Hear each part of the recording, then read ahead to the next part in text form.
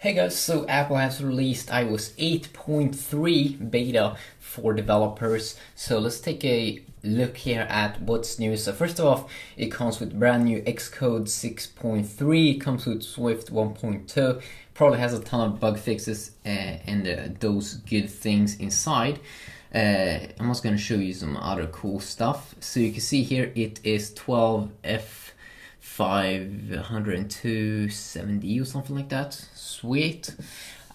So one cool thing here is that you will see that they will have a support for a new feature, and that is wireless Apple Pay in the future. So if we just go into general, go into CarPlay, you can kind of see this kind of cool screen where it is showing if your car supports wireless CarPlay, press and hold the voice control button on your steering wheel to start CarPlay setup, and then you can see it's actually searching for available cars.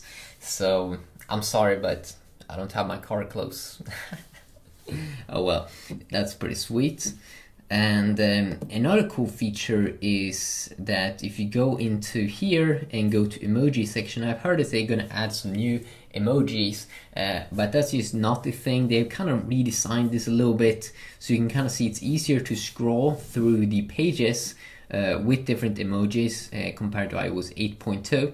I gotta say it's pretty cool and useful. I love when they update these little things that actually is kind of helpful. So I've heard that they're gonna add some more emojis as well, so maybe you find some new ones in here, and then that's pretty sweet. Probably overall it is like a bug fix update. We don't have, I don't think we have gotten like a big change log, but another thing that at least another website wrote about was that they have added Google's two-step verification process, where if you have assigned your Google account to a phone, then you will have a two-step verification that you have on Androids. Now, I already did see, I tried it on an iOS 8.2 device, and I already saw that it was working over there. Looks like we might get a little bit higher here than what I have been seeing in the past.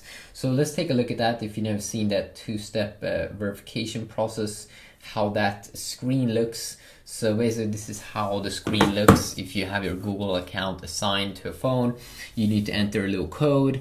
So yeah, that's just that little thing over there. So you did see some benchmark scores here. So the CarPlay feature, that you'll be able to see that they're working on that. It also looks like they have removed the beta label from the iCloud photo library. So I don't use it at the moment, but it looks like they are starting to finish that up as well. And that's nice. Once upon a time Siri was in a beta mode, so that's also kind of sweet. I mean, there's not like that many revolutionary things that is new here. Let's see if we can go into storage.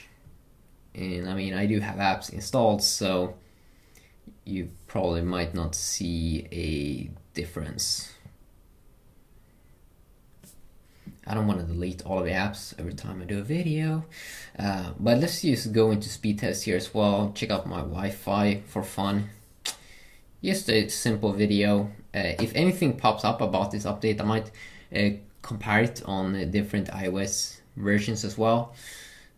That could be some fun. Let's see here. Usually I can connect to my 5G variant, but for some reason it might not show up here on this phone. Kind of weird. There we go. So let's just connect to that network.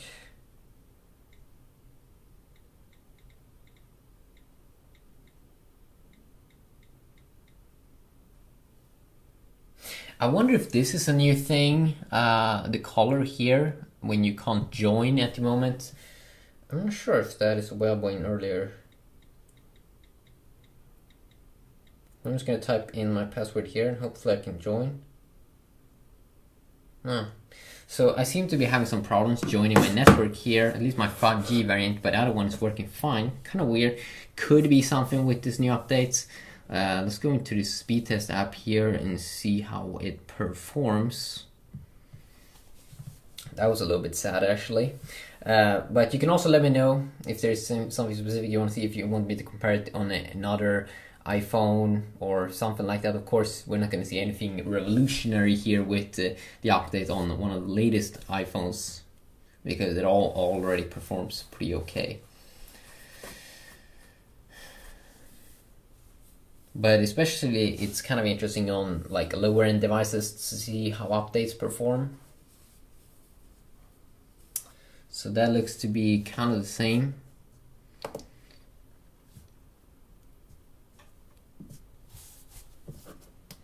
See here if I can hold in the screen so you can kind of get a look here. I also want them to improve that the speed where when you tap on when you want to close down the device. I still think that's a little bit too slow than what it should be. And then also in here, I would love to get like some kind of way to close down all of the apps that I have open up, because that's just a little bit annoying to have to go through all of the apps. Of course, Apple's website here and everything, that's very, very smooth. Soon we're going to get the Apple Watch coming early to 2015. And that's one of the reasons what Apple is working on with the latest iOS updates, to get better support for this watch once it comes out on the market. So yeah, just a quick little video here on iOS 8.3. Hopefully you enjoyed, and hopefully you will have an awesome day. Peace out.